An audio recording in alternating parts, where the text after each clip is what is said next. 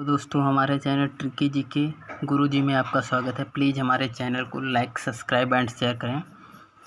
आज हम लेखपाल का प्रैक्टिस नंबर 1 पढ़ते हैं, जिसमें हिंदी का पहला सेट है। क्वेश्चन हमारा है, निम्नलिखित शब्दों में विपरीत शब्द चुनकर सही उत्तर को विकल्प को चिन्हित करें। तो मतलब क्वेश्चन पूछा जाए विपरीत छांटना है हमें। पहला हमारा क्वेश्चन है, अवन। अवन मतलब पृथ्वी होती है। अवन का क्या होगा? अंबर। अंबर मीन्स क्या होता है? आकाश। क्लियर हो? अवन का विपरीत क्या होगा? अंबर। अंतर्द्वंद।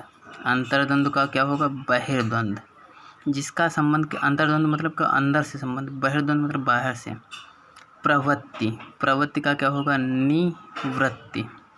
शुद्ध वर्तनी। ये एग्जाम में एक क्वेश्चन हर एग्जाम में आता है, सुपर टेट, लेखपाल, टेट।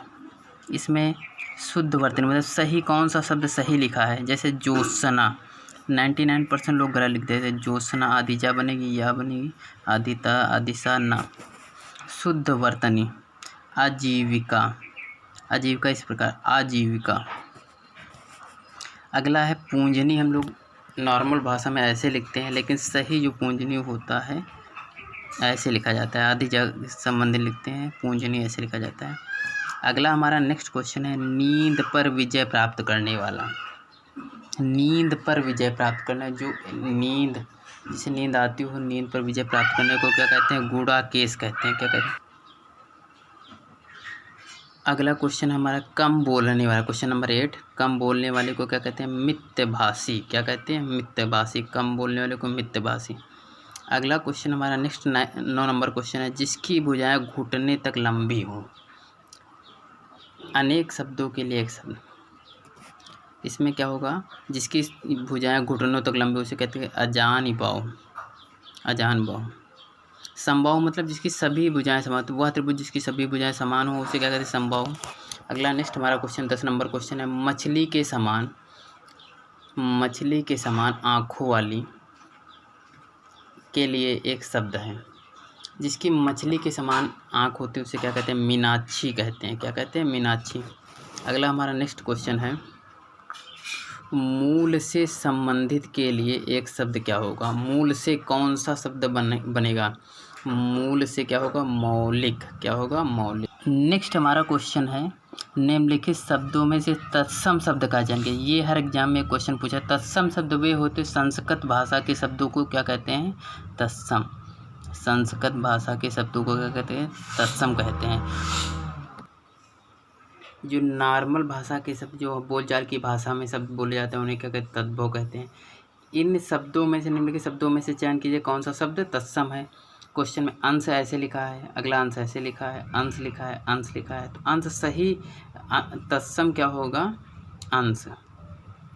अगला नेक्स्ट हमारा है, अछ लिखा है, आँख लिखा है, अच्छी लिखा है, अच्छ लिखा है। इसमें जो संस्कृत भाषा का शब्द लग रहा है अच्छ, ये आपका तत्सम शब्द है। अगला हमारा 14 नंबर क्वेश्चन है, उल्लू, उल्लूल, उल्लूक, उल्लक। इसमें तत्सम शब्द कौन है? उल्लू का क्या होता है? उल्लूक होता है। संस्कृत में इसे बोलते हैं, वही तत्सम हमारा कहलाता है। अगला हमारा नेक्स्ट 15 नंबर क्वेश्चन है, पुस्तकीय ज्ञान से संबंधित व्यवहारिक ज्ञान अधिक प्रामाणिक होता है। इस वाक्य में विशेषण, जो शब्द की विशेषता बतलाते हैं उन्हें क्या कहते हैं? विशेषण कहते हैं। इसमें जो होता है व्यवहारिक और पुस्तकीय और प्रामाणिक, ये आपका क्या है? विशेषण है। ये एक विशेषता बतला रहे हैं।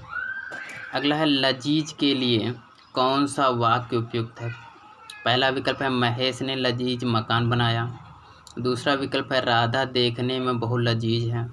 मंजित ने लजीज कार्रवाई की। अगला हमारा नेक्स्ट है, धनंजय लजीज व्यंजन के लिए माहिर है। लजीज हम ज़्यादातर यूज करते हैं खाने के व्यंजनों में, वो जो बहुत खाने में अच्छा लगे उसे लजीज। अगला एक पर्यायवाची पूछा जाता है, जैसे क्वेश्चन नंबर 17, अश्व का पर्यायवाची है घोटक, तुरग। ये अनंत आकाश का हो गया, दिनकर, सूर्य। अगला नेक्स्ट हमारा क्वेश्चन, निम्नलिखित में सूर्य का पर्यायवाची नहीं है। पहला है दिवाकर, तरण, विश्वासन, सरदूल। दिवाकर भी है सूर्य का, तरण भी है, विश्वासन भी है, सरदूल नहीं है। अगला क्वेश्चन नंबर 19, आकाश का पर्यायवाची शब्द नहीं है। शून्य आकाश का पर्यायवाची, अंबर आकाश का पर्यायवाची है, अंतरिक्ष आकाश का है, नीलाभ नहीं है। नहीं पर जरूर ध्यान दें। अगला क्वेश्चन है 20 नंबर क्वेश्चन। गोटी लाल होना मुहावरे का अर्थ है। गोटी में रंग लगाना, जीतना, लाभ होना, शादी होना। गोटी लाल होना मतलब लाभ होना। अगला है पवित्र का संधि विच्छेद है। पो धन इत्र, पव धन इत्र, पौ धन इत्र, पा धन इत्र। इसमें सही आपका क्या होगा? पहला विकल्प ए। 22 नंबर हमारा क्वेश्चन है एकैक का संधि विच्छेद है। ये काफ़ी बार एग्जाम में पूछा गया। एकह धन एक, एक धन एक, एको धन एक, एकह धन एक। इसमें क्या होगा? एक धन एक बराबर एकैक। निम्नलिखित में शुद्ध वर्तनी कौन सी है? पुनर्विचार, पुनर्विचार। दूसरा विकल्प पुनर्विचार, पुनर्विचार। ये देखो सब देखने में सही लिख रहे हैं, नॉर्मल हम लोग गलत लिखते हैं। पुनर्विचार ऐसे लिखा जाता है। सी विकल्प पुनर्विचार। इसमें ज़्यादातर जो होता है नाक के साथ जो उड़ंकी राह होती है अगले शब्द में मिलती है। अगला क्वेश्चन है क्वेश्चन नंबर 24। नीचे दिए गए शब्दों को बेमेल शब्द चुनिए। मतलब ये 4 विकल्प में एक विपरीत है। दधि मतलब दही होता है, दुग्ध हो गया, घृत हो गया, ये दूध के हैं सब। ये मध अलग है, विकल्प नंबर सी। अगला 25 नंबर क्वेश्चन। चतुरानन किस समास का उदाहरण? चतुरानन ये बहुब्रीहि का है।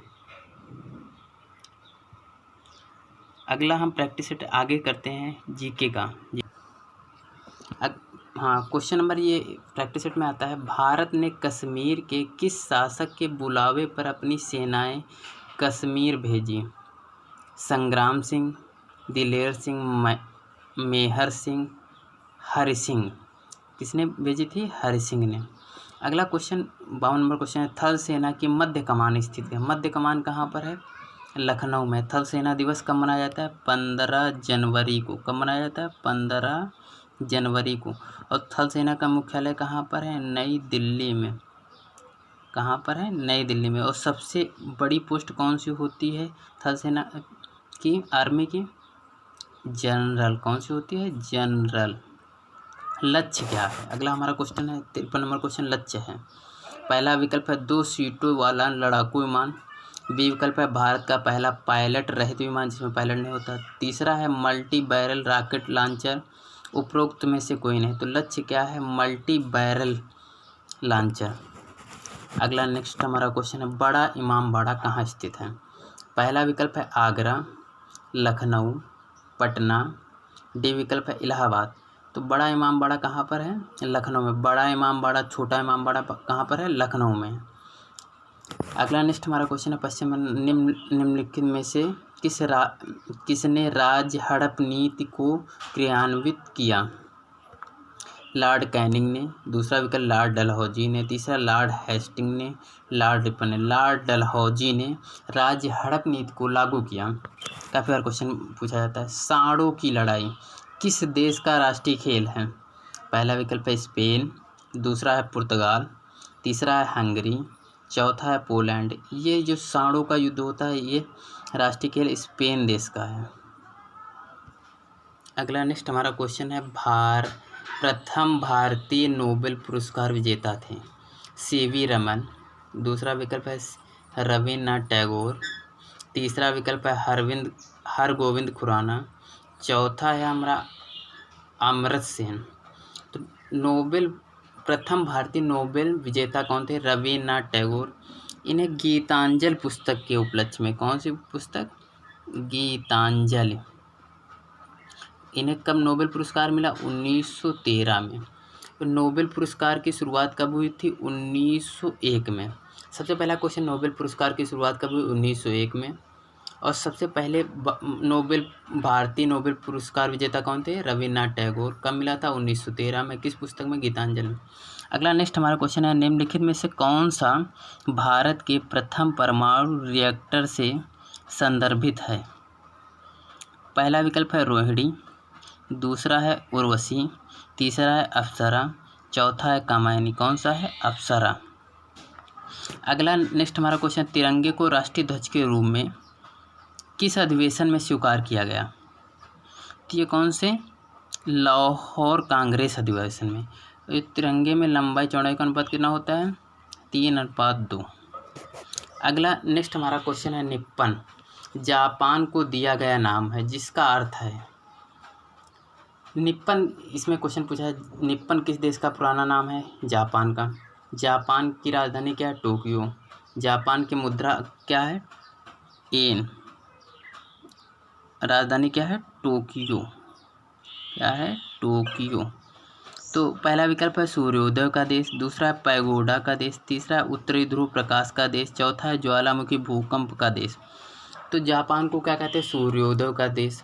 मध्य रात्रि का देश किसे कहते हैं, नॉर्वे को। अगला नेक्स्ट हमारा क्वेश्चन है, किस गवर्नर ने भारत में पहली बार सिविल सेवाएं शुरू की, यूपीएससी। लॉर्ड कॉर्नवालिस, दूसरा विकल्प है लॉर्ड डलहौजी, तीसरा विकल्प है लॉर्ड वेलेजली, चौथा है लॉर्ड हेस्टिंग। तो इसमें कौन सा होगा, लॉर्ड कॉर्नवालिस ने सबसे पहले सिविल सेवाओं की शुरुआत की थी। अगला नेक्स्ट हमारा क्वेश्चन है, भारत का पहला भारतीय गवर्नर जनरल कौन सा था? तो भारतीय BR अम्बेडकर, ये संविधान के जनक थे। CR राजगोपालाचारी, चौथा विकल्प है डॉक्टर राजेंद्र प्रसाद, फिर चौथा विकल्प है डॉक्टर S राधाकृष्णन। इसमें कौन सा है, चक्रवर्ती गोपालाचारी।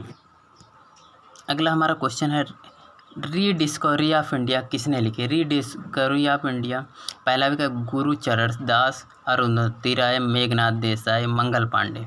इसमें रीडिस्कवरी ऑफ इंडिया किसने लिखी, मेघनाथ देसाई। यदि आ जाए डिस्कवरी ऑफ इंडिया, क्या आ जाए, डिस्कवरी ऑफ इंडिया, ये दो पुस्तकें पूछी जाती, इंडिया।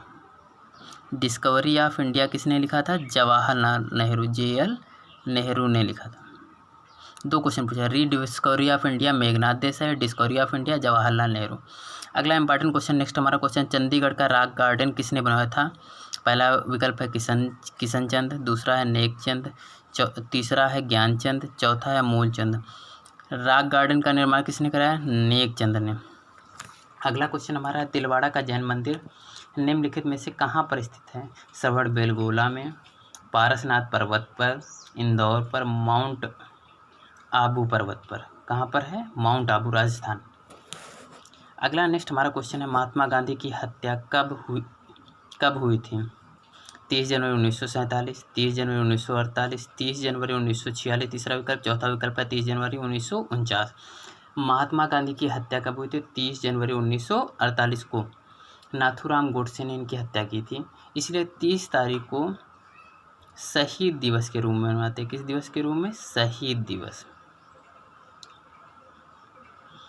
अगला नेक्स्ट हमारा क्वेश्चन है, सिरके का रासायनिक नाम। सिरके का रासायनिक नाम सिट्रिक, सिरके का रासायनिक नाम citric, acetic acid, pyruvic acid, मौलिक एसिड। सिरके का रासायनिक नाम एस्टिक एसिड। ये क्या, सिरके में कौन सा एसिड पाया जाता है? Acetic acid. सिट्रिक एसिड नींबू में पाया जाता है। किसमें पाया जाता है? नींबू में पाया जाता है। मौलिक एसिड किस में पाया? सेब में पाया जाता है। अगला नेक्स्ट हमारा क्वेश्चन, निम्नलिखित में किस क्रिया में ऊर्जा मुक्त होती है? श्वसन, प्रकाश संश्लेषण, अंतःग्रहण, अवशोषण। तो ऊर्जा मुक्त कहाँ होती है? प्रकाश संश्लेषण। प्रकाश संश्लेषण क्या है? फोटो इलेक्ट्रिक इफेक्ट क्या है? इसमें क्या होता है, हरे पेड़ पौधे जल, सूर्य के प्रकाश और सूर्य के प्रकाश की उपस्थिति में भोजन का निर्माण करते हैं। इस क्रिया को प्रकाश संश्लेषण कहते हैं। इस क्रिया के दौरान ऑक्सीजन गैस मुक्त होती है। अगला हमारा नेक्स्ट क्वेश्चन, WTO का गठन कब हुआ था? WTO का पहला विकल्प है 1986, दूसरा विकल्प 1995, तीसरा विकल्प है 1949, चौथा विकल्प है 1997। WTO का गठन 1995 में हुआ था। अगला क्वेश्चन है, टाइफाइड से शरीर का कौन सा भाग प्रभावित होता है? टाइफाइड से फेफड़ा, आंत, यकृत, प्लीहा। टाइफाइड से प्रभावित आंत कौन सा होता है? छोटी आंत। ये दूषित भोजन दूषित जल से फैलता है। अगला है, वेनेजुएला की राजधानी क्या है? वेनेजुएला की राजधानी क्या है? कराकस। अगला है नेक्स्ट हमारा क्वेश्चन है क्रिप्स मिशन भारत कब आया। क्रिप्स मिशन 1919 इस तारीख को जलियांवाला बाग हत्याकांड हुआ था। सविनय 1928 को क्या हुआ था, 1928 को सविनय अवज्ञा आंदोलन। 1900 क्रिप्स मिशन कब आया, 1942 को। अगला नेक्स्ट हमारा क्वेश्चन है मीनाक्षी मंदिर कहाँ स्थित है। पहला विकल्प है महाबलीपुरम, मदुरई। तीसरा विकल्प है चेन्नई। चौथा विकल्प है कोलकाता। मीनाक्षी मंदिर कहाँ पर है, मदुरई में। अगला नेक्स्ट हमारा क्वेश्चन है शेरे पंजाब के नाम से कौन सा विख्यात है। शेरे पंजाब के नाम से लाला लाजपत राय, सरदार पटेल। तीसरा विकल्प है भगत सिंह। चौथा विकल्प है चंद्रशेखर आज़ाद। कौन है, लाला लाजपत राय। अगला नेक्स्ट हमारा क्वेश्चन है भारत का सर्वोच्च वीरता पुरस्कार कौन सा है। वीर चक्र। दूसरा विकल्प महावीर चक्र। तीसरा विकल्प है अशोक चक्र। चौथा विकल्प है परमवीर चक्र। कौन सा है, परमवीर चक्र। धन्यवाद दोस्तों। यदि अच्छा लगा हो तो लाइक करें, सब्सक्राइब करें और शेयर करें।